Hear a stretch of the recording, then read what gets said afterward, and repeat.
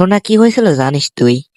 একবার আমি এক পুলিশের কাছে জিজ্ঞাসা করছি, ভাই এই তেল নিয়ে যারা ট্যাঙ্কি লোড করে যারা বেচে, এদেরকে আপনারা কি বলবেন একটু বলেন যেন আমাকে। ও কি বললো জানিস তুই? এদের কি আর আমরা কি বলবো?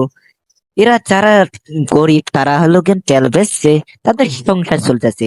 আর যাদের একটু টাকা পয়সা বেশি আছে আর কি, তারা তেল কিনছে চালাচ্ছে। তাদের তো টাকা পয়সার অভাব নেই। এখন তুই কি বলিস এই হিসাবে? পুলিশ কি ঠিক বললো কি ভুল বললো একটু বলে যেন।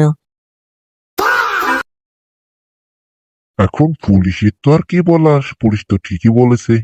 কারণ পুলিশের তো এখানে আর কিছু বলার নেই, কারণ ওই শালারা যদি তেল বেচে, তাহলে 2-3 জন ডিলার দোকানদার যদি বেচে তাহলে তো কোনো ব্যাপার না।